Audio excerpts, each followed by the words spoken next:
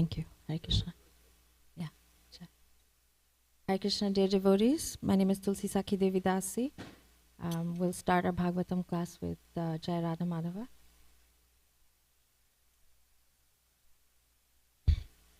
Jaya Radha Madhava Jaya Kunja Vihari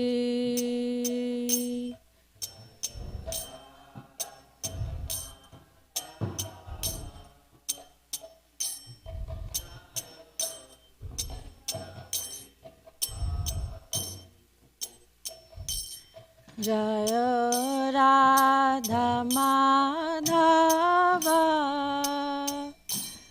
Jaya Kunja Vihari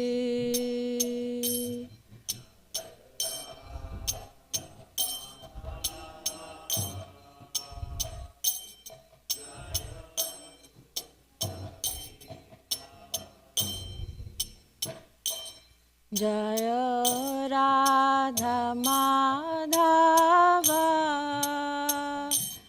Jaya Kunja Vihari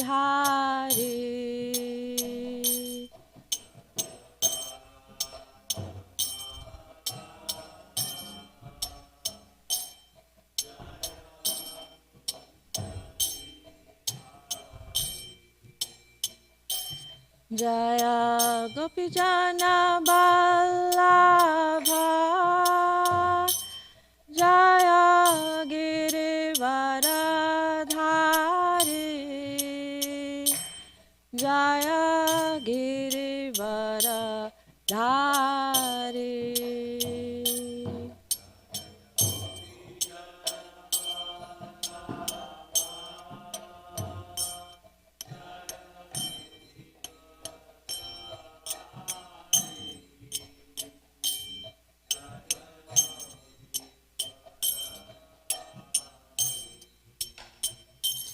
Jaya Gopijana Vallabha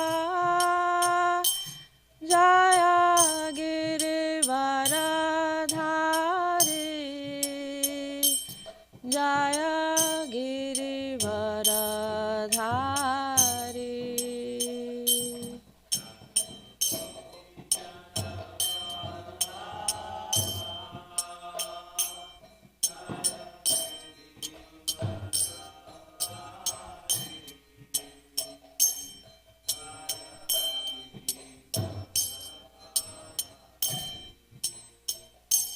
Jaya Yashodanandana Jaya Brajajana Ranjana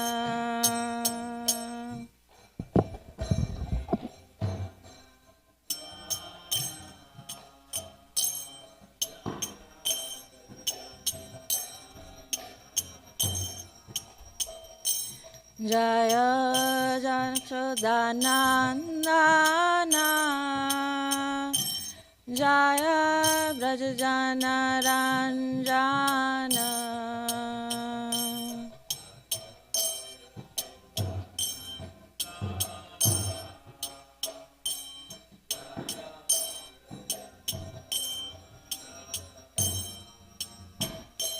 Jaya Jamuna Tira Banachari Jaya Kunja Vihari Jaya Kunja Vihari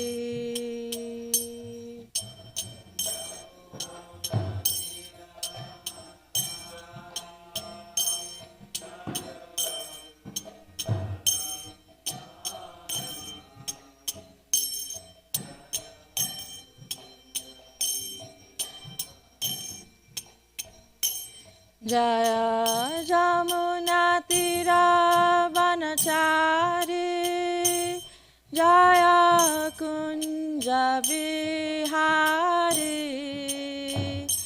Jaya Kunja Vihari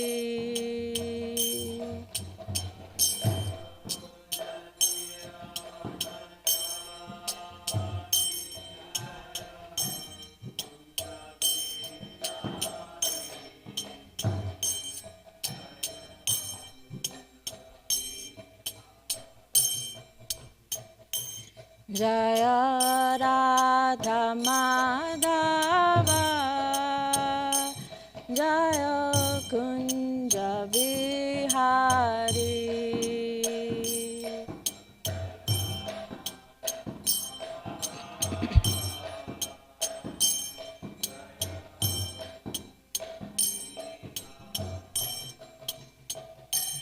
Hare Krishna,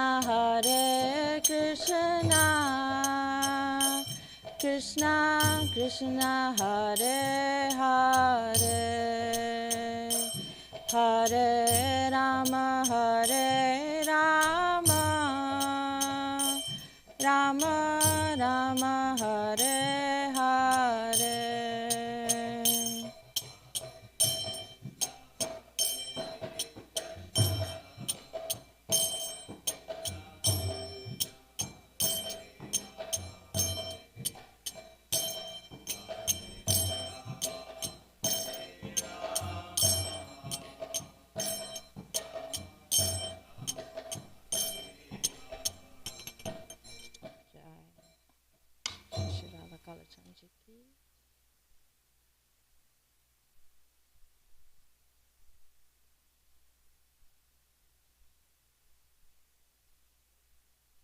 Om Namo Bhagavate Vasudevaya.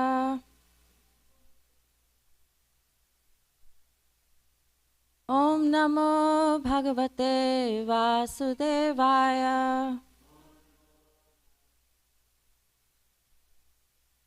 Om Namo Bhagavate Vasudevaya. Narayanam Namaskritya Naram Chaiva Narottamam Devim Saraswatim Vyasam Tato Jayamudiraet. Before reciting this Srimad Bhagavatam, which is the very means of conquest, one should offer respectful obeisances unto the personality of Godhead Narayan, unto Narayan Rishi, the supermost human being, unto Mother Saraswati, the goddess of learning, and unto Srila Vyasadeva, the author. Nasta prayashu abhadreshu nityam bhagavata sevaya bhagavati uttama shloke bhaktir bhavati naishtiki. By regular attendance in classes on the Bhagavatam and by rendering of service to the pure devotee, all that is troublesome to the heart is almost completely destroyed, and loving service unto the personality of Godhead, who is praised with transcendental songs, is established as an irrevocable fact. Om Jnana Timirandhasya Jnananjana Shalakaya Chakshurun Militam Yena Tasmai Shri Guruve Namah. I was born in the darkest ignorance, and my spiritual master opened my eyes with the torch of knowledge. I offer my respectful obeisances unto him. Hare Krishna, dear devotees.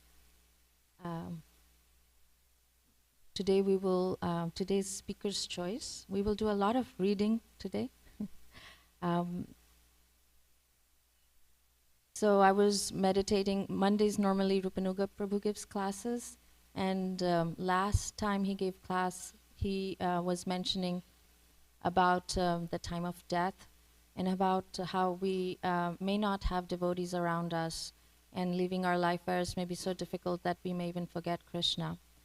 And devotees were mentioning that Krishna helps us remember him by various examples. So based on those meditations, I was thinking of what verse to speak on, and I was curious to read Gajendra's prayers of surrender. So I picked Srimad Bhagavatam, Canto 8, Chapter 3, Verse 1. So if you have your phones, please. Canto 8 is withdrawal of the cosmic creation. And we'll do a lot of reading, so we will pass the microphones around. Does everybody have Srimad Bhagavatam 8:3:1?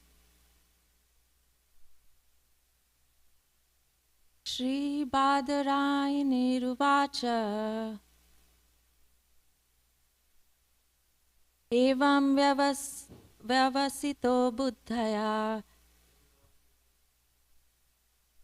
samadhaya manohridi jajapa paramam japyam pragjanmanyanushikshitam evam vyavasito buddhaya samadhaya manohridi jajapa paramam japyam pragjanmanyanushikshitam. Please chant. Shri Badarayaniruvacha evam vyavasito buddhaya samadhaya manohridi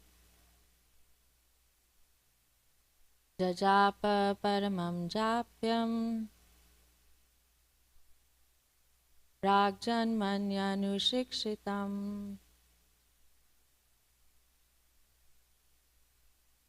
Anji. Badarayaniruvacha evam vyavasito buddhya samadhaya manohridi jajapa paramam japyam pragjanmanyanushikshitam. Anji Gopika, would you like to chant?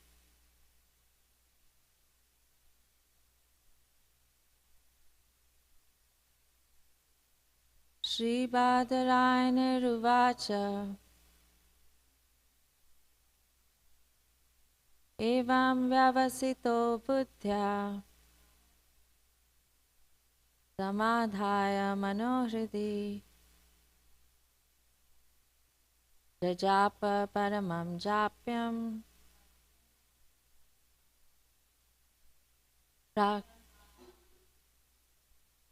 pragjanmanyanushikshitam.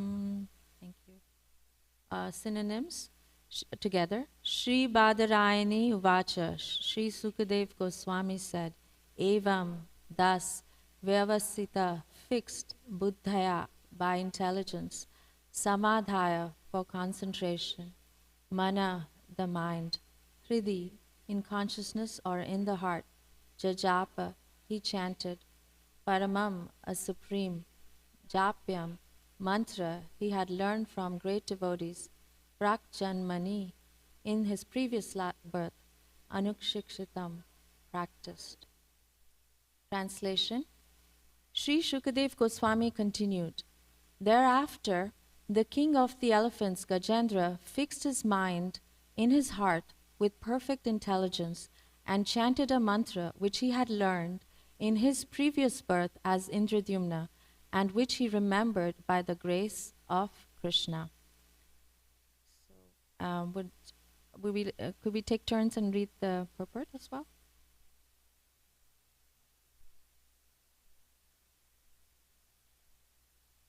Point 1.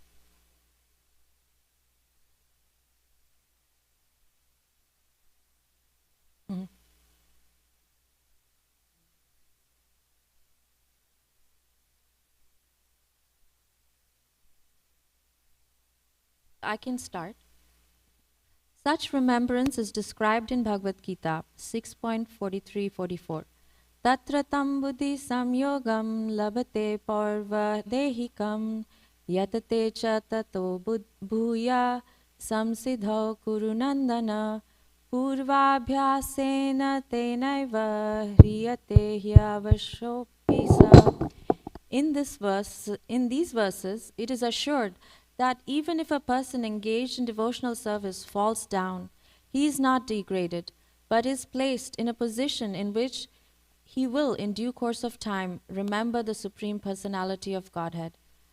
As explained later, Gajendra was formerly King Indradyumna, and somehow or other, in his next life, he became the king of elephants. Now, Gajendra was in danger, and although he was in a body other than that of a human being, he remembered the stotra. He had chanted in his previous life, Yatate cha tato bhuya samsiddhau kuru nandana. To enable one to achieve perfection, Krishna gives one the chance to remember him again. This is proved here, for although the king of elephants, Gajendra, was put in danger, this was a chance for him to remember his previous devotional activities, so that he could immediately be rescued by Supreme Personality of Godhead. It is imperative, therefore, that all devotees in Krishna consciousness practice chanting some mantra. Certainly, one should chant the Hare Krishna mantra, which is the Maha Mantra or great mantra. And also, one should practice chanting Chintamani Prakara Sadmashu or Nrsimha Strota, Ito Narsingho Parato Narsingho, Yato Yato Yami Tato Narsingha. Every devotee should practice in order to chant some mantra perfectly, so that even though he may be imperfect in spiritual consciousness in this life, in his next life he will not forget Krishna consciousness. Even if he becomes an animal, or of course, a devotee should try to perfect his Krishna consciousness in this life, for simply by understanding Krishna and his instructions, after giving up this body, one can return home back to Godhead. Even if there is some fall down, practice of Krishna consciousness never goes in vain. For example, Ajamil in his boyhood practiced chanting the holy name of Narayan under the direction of his father. But later, in his youth, he fell down and became a drunkard, woman hunter, rogue, and thief. Nonetheless, because of chanting the name of Narayan, for the purpose of calling his son, whom he named Narayan, he became advanced, even though he was involved in sinful activities. Therefore, we should not forget the chanting of Hare Krishna mantra under any circumstance. It will help us in great danger, as we find in the life of Gajendra. Krishna. So, as I was mentioning, I picked Gajendra's prayer because of all these few instances in our community where we were all meditating on certain devotees who were faced with these intense illnesses and actually left their bodies. And so meditating on Gajendra's prayer of surrender was something that I thought we could do together. But at the same time, I was thinking, so how is it that Gajendra was in an animal body? Did he have to take a birth again? Because we've read in other pastimes that, if you take an animal body, you have to come back again and perfect your life. So I wanted to read through the summary together to just go over the full story, and we can just start taking turns, and we'll read the summary of chapter 3 and chapter 4 to get the full story, and we might skip a few paragraphs in between. Drishta, would you like to start, please? So the chapter summary? Yeah, the beginning of the chapter, chapter 3, Gajendra's prayer of surrender. Okay. In this chapter, the prayers by Gajendra, the king of the elephants, are described. It appears that the king of the elephants was formerly a human being, known as Indradumna, and that he learned a prayer to the Supreme Lord. Fortunately, he remembered that prayer and began to chant it to himself. First, he offered his respectful obeisances to the Supreme Personality of Godhead, and because of his awkward position in having been attacked by the crocodile, he expressed his inability to recite prayers nicely. Nonetheless, he tried to chant the mantra and expressed himself in appropriate words as follows.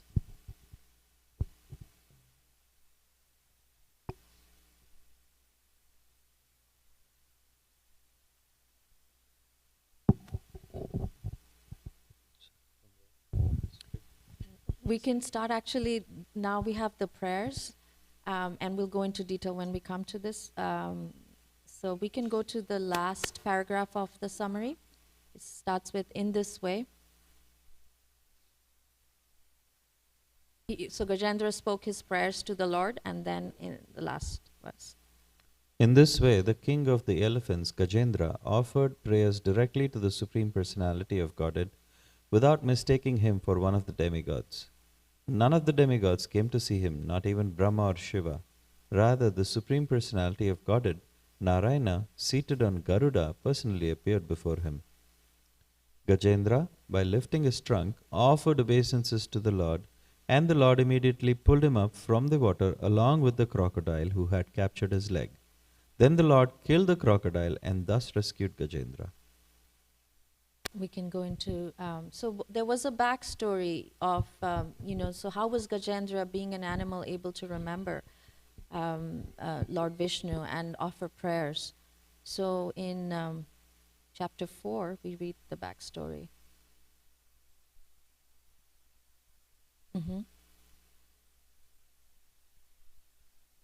It's titled Gajendra Returns to the Spiritual World.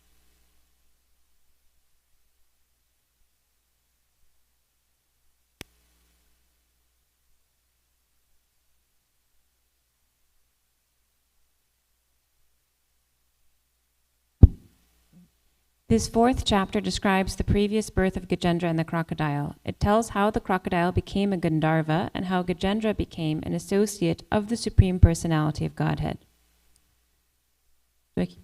There was a king on the Gandharva planet whose name was Huhu. Once this king Huhu was enjoying with women in the water, and while enjoying, he pulled the leg of Devala Rishi, who was also taking a bath in the water. Upon this, the sage became very angry and immediately cursed him to become a crocodile. King Huhu was very sorry when cursed in that way, and he begged pardon from the sage, who, in compassion, gave him the benediction that he would be freed when Gajendra was delivered by the personality of Godhead. Thus the crocodile was delivered when killed by Narayan.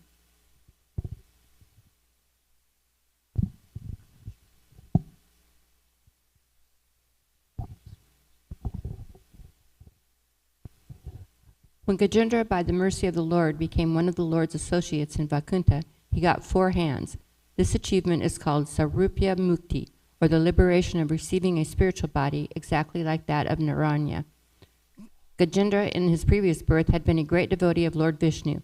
His name was Indra Yamuna, and he was the king of the Tamila country following the Vedic principle. The king of the Tamila country. Following the Vedic principles, this king retired from family life and constructed a small cottage in the Malyachala hills, where he always worshipped the Supreme Personality of Godhead in silence. Agastya Rishi, along with many disciples, once approached King Indrayamuna's ashram, but because the king was meditating on the Supreme Personality of Godhead, he could not receive Agastya Rishi properly. Thus the Rishi became very angry and cursed the king to become a dull elephant. In accordance with this cure, the king was born as an elephant, and he forgot all about his previous activities in devotional service. Nonetheless, in his birth as an elephant, when he was dangerously attacked by the crocodile, he remembered his past life in devotional service and remembered a prayer he had learned in that life. Because of this prayer, he again received the mercy of the Lord. Thus he was immediately delivered, and he became one of the Lord's 4-handed associates.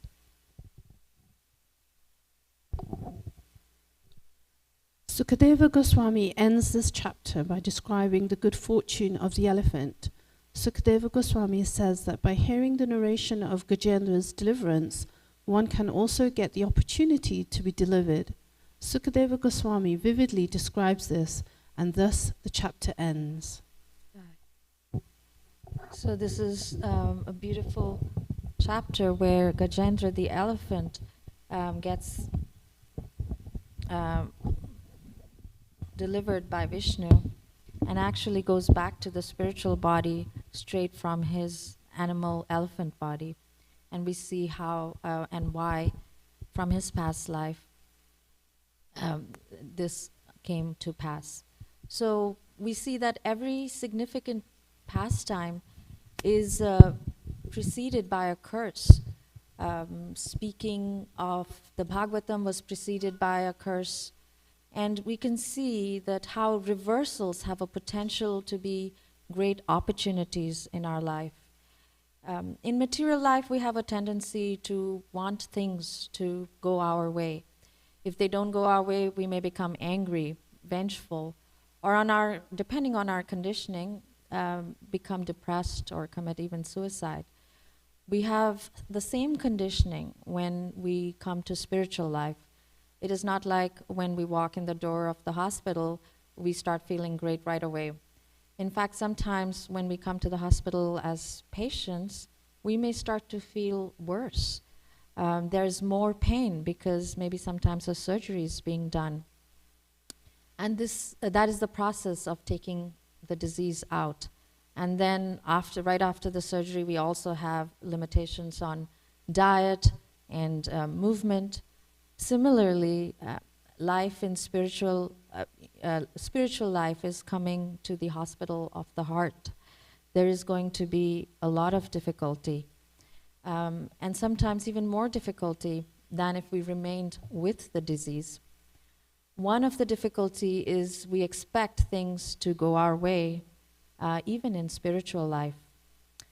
I'm coming to Krishna, for my example, I'm coming to Krishna, I'm doing so many morning programs, I should start to reap the benefits of it. My, relationships, my family life should all be flowing smooth, and my job should just be effortless, and everything should be going well. But the problem is that if things went our way, we would really not grow much in Krishna consciousness, because bhakti is not about getting things to go our way, but it's about seeking shelter. Our goal is seeking Krishna. So reversals come, and one of the problems is that reversals that come in our life are not the reversals that we like. We have like a list of reversals that we can accept. We say, okay, this reversal that's coming to me, Krishna, is not on our list. So situations in our life are like, the waves of the ocean constantly changing and crashing. We have to, seek deeper than what appears. Constant current that is steady and even peaceful, which is below the constant changing of ocean waves. Sometimes things are going our way, sometimes there's severe disruptions in our lives. The purpose of the disruption is to break us from our complacency, not be satisfied on the surface, give us the need to dive deeper, to connect with what the constant current of truth is. So I was just reading some of the summarization of what I heard from a lecture from His Holiness Radhanath Swami on this topic. And I was really drawn to his way of processing how when difficulties come our way, we, instead of, we seek Krishna's shelter, and we use these difficult situations to break our complacency and go deeper into our sadhana, bhakti. Also from the prayers of Gajendra, from the purport, we can see how Gajendra remembered prayers from his last life.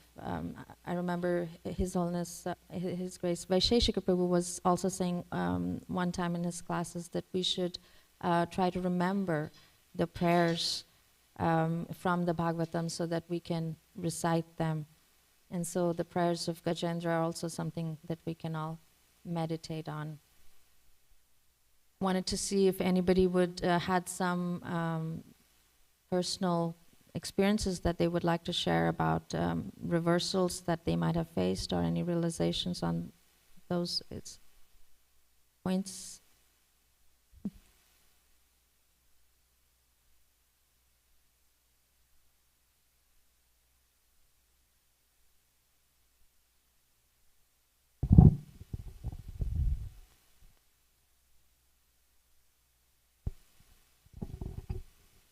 Hare Krishna.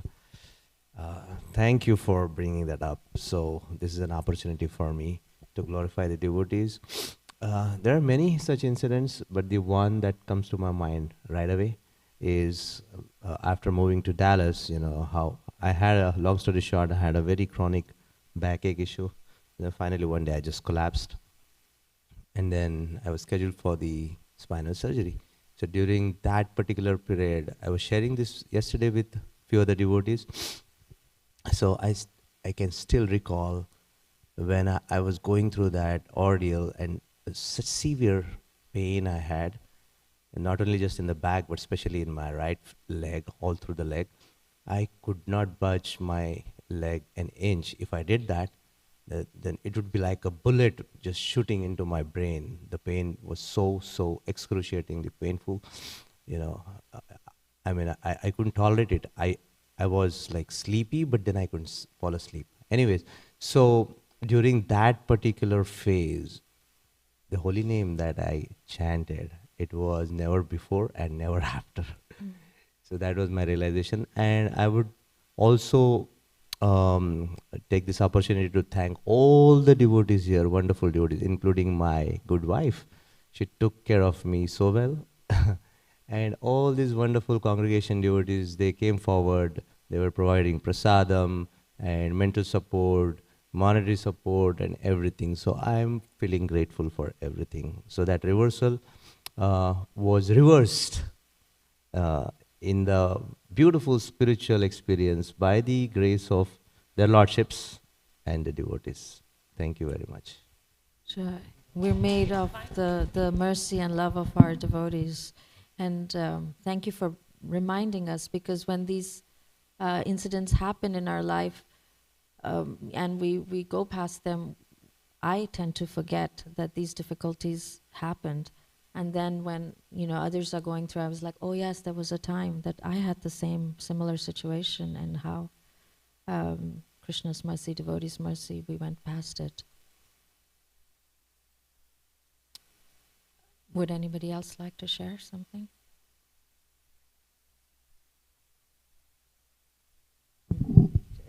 Jai Hari Prabhu, Hari Bol.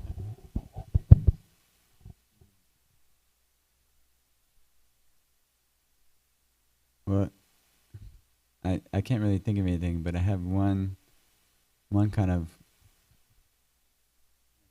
reversal. Just means something that happens differently than you thought it was going to be, right? And then Krishna kind of helps out, right?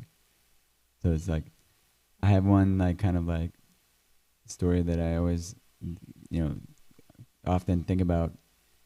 When I first became a devotee, I was living in a house like 8 blocks away, and we used to do these Bhakti Vriksha programs where we would it was kind of like a house party. We would just go different house every week. And so even though I was only around the temple for 2 days, it was already like me and my roommate's turn to host the Bhakti Vriksha program. And I knew already enough to know that it was like that you get some food and then you make the offering to Krishna and it becomes prasadam.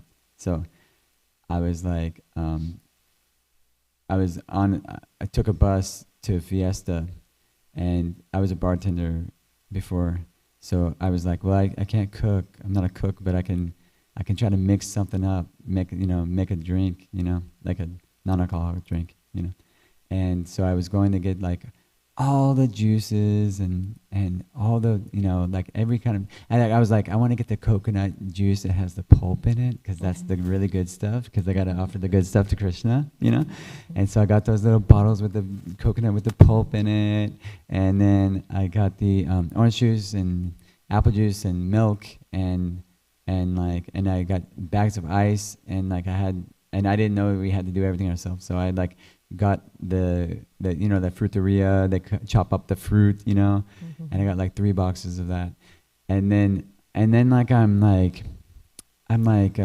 thinking like, oh, just I just want to get everything, whatever it is, I just want to get it for Krishna, and then everything. Also, this was the summer where it was like so hot. This was like 5 years ago, where it was like 105 outside or something like that, and so I was like, well.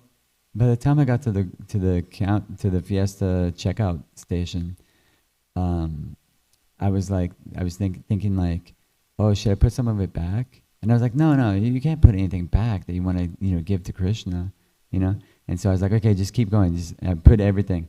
And I had like a plastic bag, 2 plastic bags per finger, and it was like super heavy, and I had that red lines on my finger, and I didn't know how I was gonna make it. Because I was trying to make it across the parking lot to catch the bus, and so the reversal was that I was sitting there in the parking lot, and I remember thinking, like, well, I don't know if this is actually a reversal, but it was like the bus turned into Krishna helping me, so I hope that counts. Yeah, but like I was just sitting there in the parking lot, and I just had all the plastic bags on my fingers, and I just looked up to the sky, and I remembered somebody telling me, if you take one step towards Krishna, he takes like a million steps towards you. So I took a step, and it was like a metaphorical step, and then I just threw my head up, and I just said, Hare Krishna, like as loud as I could. And then like, not even like 1 millisecond later, this car came screeching around, and he stopped, and he was like from here to, I don't know, it would be like from here to the Samadhi. He was like pretty far away, but he stopped, and he just opened his door, and he pointed at me. He said, put your things in my car. I'm going to take you wherever you need to go. And I was like, and so I went from like sweating bullets in a hot asphalt parking lot during a 105 summer to the reversal of Krishna just like taking it all away and giving me a free lift to the house. Yeah. So it's like I guess it relates to Gajendra. It was my call out for help, So Jai, and then the man was like kind of like a yogi kind of person, and so he goes, "Well, what are you doing?" I was like, "Oh yeah, we're going to chant this awesome mantra. You want to hear it? Hare Krishna, Krishna Krishna, Hare Hare, Hare Ram, Ram Ram, Hare Hare." And then he's like, "Oh, okay, I've never heard that before. I like to stay grounded." And I was like, "Yeah, this will ground you. Just keep chanting." And then like when we got back and we put all the groceries on the counter, there's a table on the front porch. I was like, "Yeah, when you chant this mantra, it'll free you from this material world." He's like, "I told you I wanted to stay grounded in this world." And I'm like, "Sorry, didn't know what that meant." And then I was like, "Oh, Krishna is a transcendental trickster." So that was a reversal for him too, that he wanted to stay grounded, and now he's too late. He's done. He already chanted Hare Krishna with me. Everything heard it. Thank you, that's Jai it, Hari yeah. Prabhu, and welcome back. And I hope you stay a few more days here. Thank you so and much. enliven us with your presence. Thank Would anybody else like to share?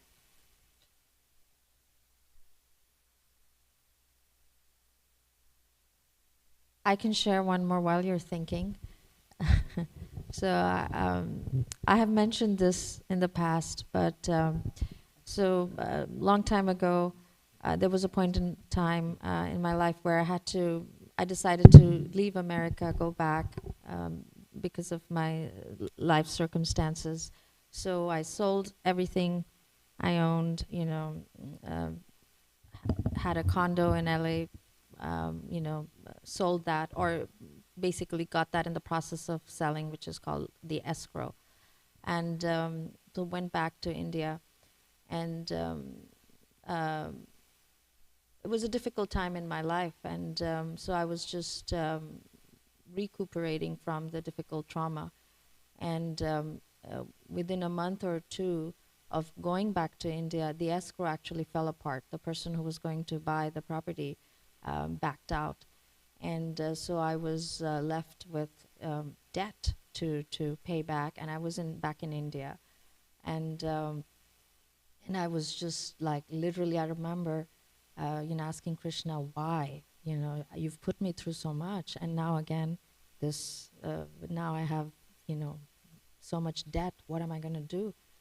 And luckily, my previous manager, he had held on to my job. And those of you who know, that time I was on H-1 visa, so my visa was intact, my job was intact, and I came back, and because I'd sold off my vehicle, I had to take 2 buses to get to work. And so the bus stop was right next to the temple in LA. And I would stop at Bagley and Main, and I would be like, and that was around 4:30 Aarti or 6:30 Aarti, I can't remember. And I was practicing on a different path. I was taking to Science of Self-Realization, But I would stop at Bagley in Maine, and I would say, okay, and that used to be a very quiet time of kirtan, not many devotees around that time. And I'd be like, Krishna is just waiting for me. He's all dressed up, so I come and see him. And it was, I'm still so puffed up, but I was like, okay, he's waiting for me. Let me go and just have darshan.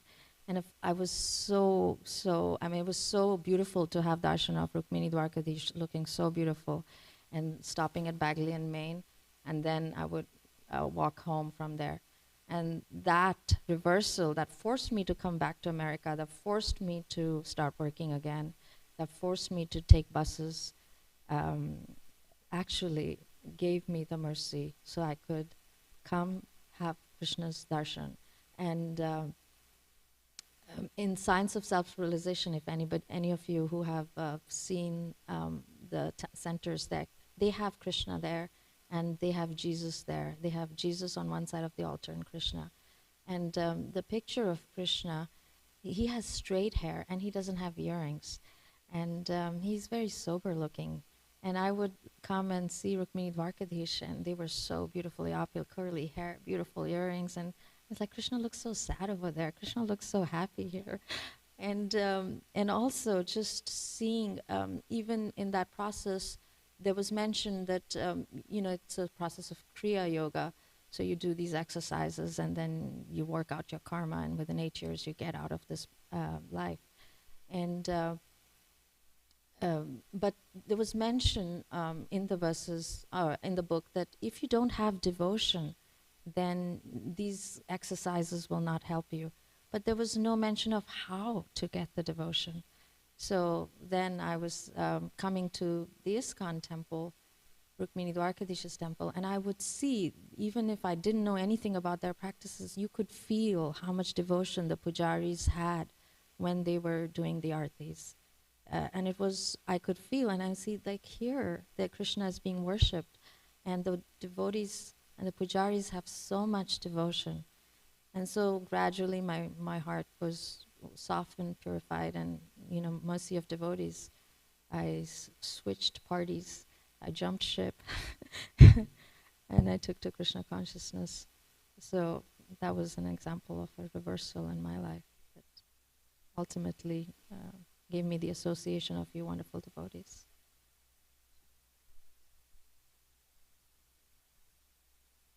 Manjari Gopika.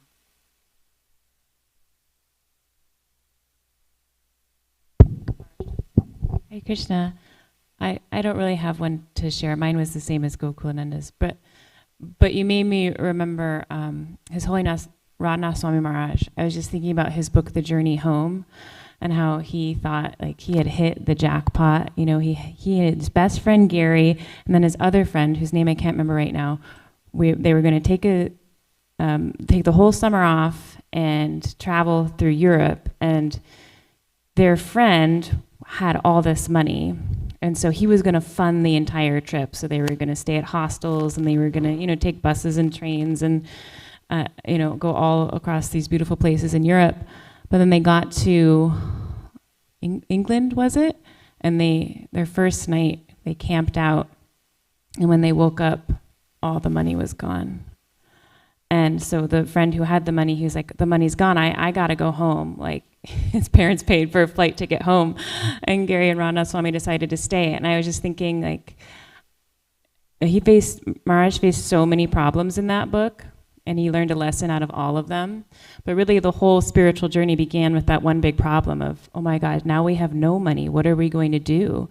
And so it forced them to take a completely different path and really rely on God. So there would have been no big spiritual journey without that huge reversal of fortune. Yeah, thank you so much. And the topic also was a beautiful class by His Holiness Radhanath Swami. So, how to see. So if anybody wants to look it up, I can share the link for the class by His Holiness Radhanath Swami. We can...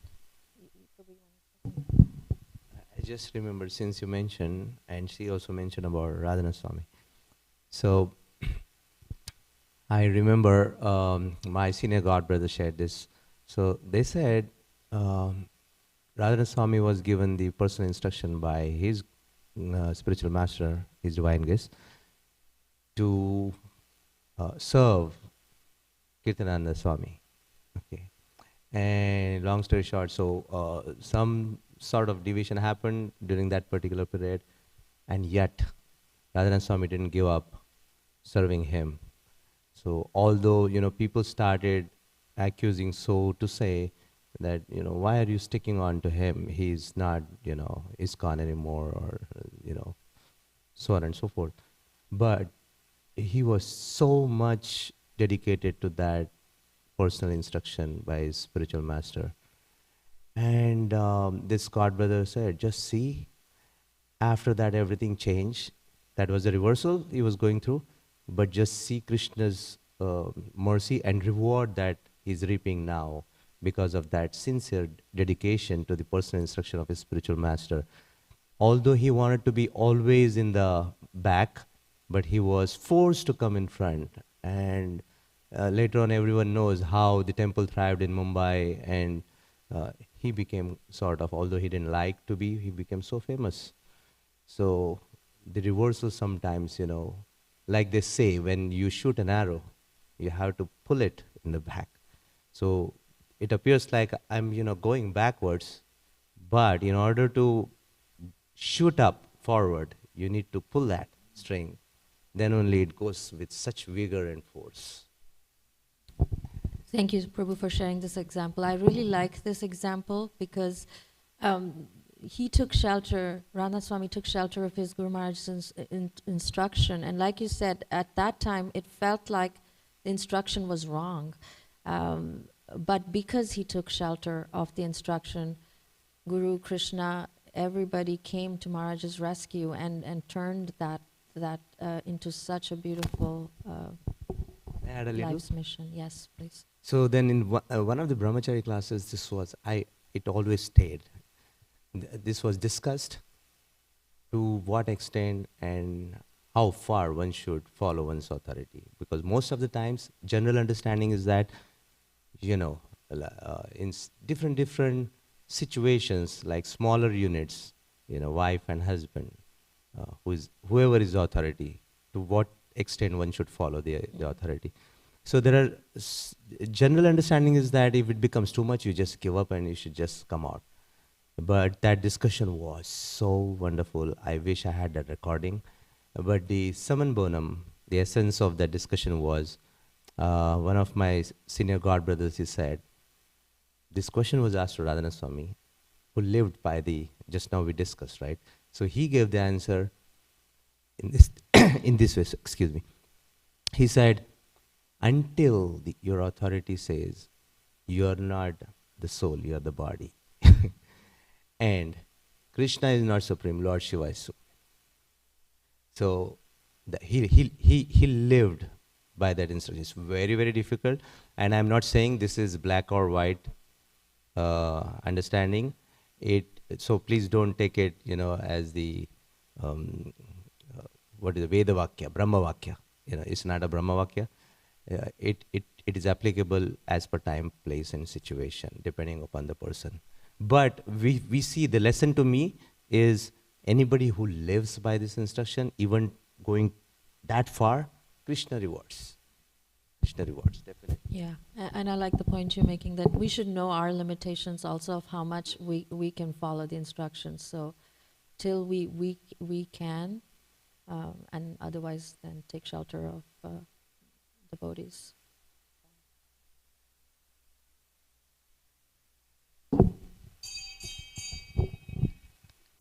When I was 24, I lost my brother, who I was very close to, in a plane crash. And at that time, I could have become very bitter and frustrated and angry. But fortunately, God had just woken me up about a year before that, and taken me from an agnostic to a believer with my aha moment, which He does with everyone. And so at the time of my brother's death, I suddenly started looking around me, and I realized how it woke everybody up that was attached to it, how they all of a sudden they started appreciating each other, They started reevaluating their lives. They started reevaluating their relationship with God. And I just realized that it would be nice if we could all do that without adversity and loss, but we're human and we're in the material world and we're just not going to do that. So that's Krishna's way of making us appreciate what we have and appreciate him and draw closer to him. So. Thank you. Thank you. Jai. With that, we'd like to end. Srimad Bhagavatam ki Jai. Shri Prabhupada ki Jai. Gaur Bhakta Vrinda ki Jai. Guru Parampara ki Jai.